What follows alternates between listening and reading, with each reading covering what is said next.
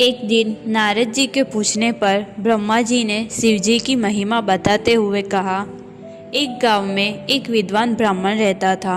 वह ब्राह्मण को यज्ञों का बहुत ज्ञान था, इसलिए उनके विस्तार में वे बड़े प्रसिद्ध थे।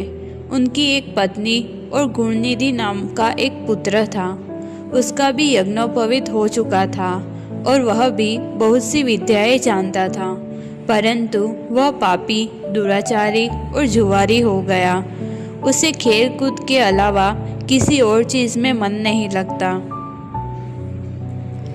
पूरा दिन अपने मित्रों के साथ खेल कूद में व्यतीत कर देता था। वह अपने माता पिता की बातों को अनसुना कर देता और अपनी मर्जी से ही कोई काम करता था।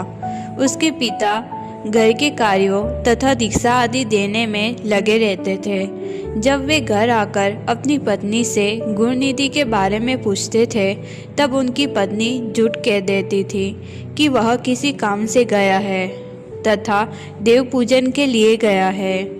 एक ही पुत्र होने के कारण वह अपने पुत्र की कमियों को छुपाती रहती थी। उसने अपने पुत्र को सुमार्ग पर लाने की बहुत कोशिश की और कहा कि यदि किसी दिन तुम्हारे पिताजी को पता चल गया तो बहुत ही अनर्थ हो जाएगा। तुम अपनी बुरी आदतें छोड़ दो और अपने पिता के साथ जाकर उनकी काम में सहायता करो। परंतु अपनी माँ के इतने समझाने पर भी गुणनिधि उन बातों पर ध्यान नहीं देता था। एक दिन गुणनिधि ने अपने पिताजी की अंगूठी चुरा ली और उसे जुए में हार गया। देव योग से उसके पिताजी को उस अंगूठी के बारे में पता चला। उन्होंने अंगूठी को जुआरी के हाथ में देखी। तब वे जुआरी से अंगूठी के बारे में पूछने लगे। जुआरी ने कहा, मैंने इस अंगूठी की चोरी नहीं की है। मुझे यह अंगूठी तुम्हारे पुत्र ने ही दी है। इसके अलावा तुम्हारे पुत्र ने बहुत सारा धन घर से लाकर इन जुआरियों को दिया है। आश्चर्य की बात है कि आप इस विस्तार के इतने प्रसिद्ध विद्वान ब्राह्मण हैं और आपका पुत्र जुआ खेलता है।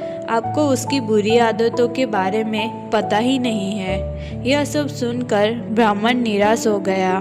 शर्म से सिर झुकाकर अपने घर चले गए। घर जाकर उन्होंने अपनी पत्नी से पूछा, मैंने जो तुम्हें अंगूठी दी थी वह कहाँ है? उनकी पत्नी ने फिर झूठ बोला कि मुझे याद नहीं है, मैंने कहाँ रखी। यह सुनकर ब्राह्मण को अत्यंत क्रोध आ गया और कहा, तुम्हें अपने पुत्र की इन बुरी आदतों का पता था तो मुझसे क्यों छुपाया? मैं जब भी गुणनिधि के बारे में पूछता था तो तुम झूठ बोलकर बहला देती थी। इतना कहकर ब्राह्मण ने घर की तलाशी ली। उन्हें बहुत सी कीमती वस्तु नहीं मिली क्योंकि वह सब गुणनिधि जुए में हार गया था। क्रोध में आकर ब्राह्मण अपनी पत्नी और पुत्र को घर से निकाल देते हैं। जब गुणनिधि को यह बात पता चली तो उसे बहुत दुख होता है। बेघर होकर वो यहाँ वहाँ भटकने लगा। न तो उसे कुछ खाने को मिलता था और न ही विश्राम के लिए कोई ठिकाना था। एक दिन भूख प्यास के मारे वो शिव मंदिर जा पहुंचा। वहाँ एक परिवार शिव पूजन के लिए आया था। भोग के लिए वे कई पकवान भी लाए थे। उन्होंने विधि विधान से शिव पूजन किया और शिव जी को भोग चढ़ाकर वहाँ से चले गए। गुणनिधि ने उस भोग की चोरी का विचार किया और अंधेरा होने पर वो वहाँ पहुँच गया। कुछ न दिखाई देने पर उसने अपने वस्त्र का टुकड़ा फाड़कर उससे जलाया, जिससे वहाँ उजाला हो गया, जैसे उसने शिव के सम्मुख दीप जलाकर दीपदान किया हो। फिर वो वहाँ से भोग की चोरी कर भागने लगा। उसकी पैरों की आवाज़ से आसपास के घर के लोग जग गए। उन्होंने बाहर आके देखा तो एक मनुष्य शिवजी के भोग की चोरी करके भाग रहा था। यह देख सारे नगरवासी उसका पीछा करने लगे। थोड़ी दूर जाकर उसे पकड़ लिया और सभी उसे मारने लगे। उसका भूखा शरीर यह सह नहीं पाया और उसके प्राण निकल गए। उसके कुकर्मों के कारण उसे यमदूत रस्सी से बांधकर ले जा रहे थे। तभी वहाँ शिवगण आए और यमदूतों को उसे रस्सी से मुक्त करने का आदेश दिया। यमदूत शिवगण को प्रणाम कर कहने लगे कि यह बड़ा दुराचारी है, इसने कभी भी धर्म कर्म नहीं किए हैं और इसके पिताजी को भी उसने अपना दुश्मन बना दिया।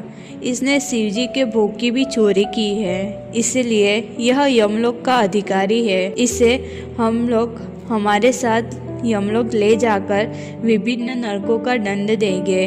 तब शिवगणों ने कहा, निश्चय गुणनिधि ने बहुत से पाप किए होंगे, परंतु इसने कुछ पुण्य कर्म भी किए हैं जो संख्या में कम होने पर भी पाप कर्मों को नष्ट करने वाले हैं। इसने अपने पिता के श्रीमुख से एवं मंदिर के बाहर बैठकर शिव गुणों को सुना है। इसने शिव के सम्मुख अपने वस्त्र फाड़कर दीपदान किया है। इतने दिनों तक भूखा रहकर इसने व्रत किया और शिव दर्शन तथा शिव पूजन किया। ऐसे ही इसने कई धर्म कर्म किए हैं, इसलिए यह हमारे साथ शिवलोक को जाएगा। अपने पुण्य कर्म से वह कुछ समय तक वही निवास करेगा। जब इसका पुण्य क्षीण हो जाएगा तब बचे हुए पुण्य कर्म भोगने के लिए ये वह कलिंग देश का राजा बनेगा। इसलिए तुम इसे छोड़कर अपने लोक लौट जाओ। यह सुनकर यमदूत वहाँ से चले गए। उसके बाद शिवगण गुणनिधि को अपने साथ शिवलोक ले गए। कैलाश पर भगवान शिव और देवी उमा विराजमान थे। गुणनिधि ने भगवान शिव उमा की चरण वंदना की और स्तुति की। उसने महादेव से अपने किए कर्मों के बारे में क्षमा याचना की। भगवान उसे क्षमा प्रदान कर दी। वह शिवलोक में कुछ दिन निवास करने के बाद गुणनिधि कलिंग देश के राजा अरिदम के पुत्र दम के रूप में विख्यात हुआ। हे नारद, शिवजी की थोड़ी सी सेवा भी उसके लिए अत्यंत फलदायक हुई।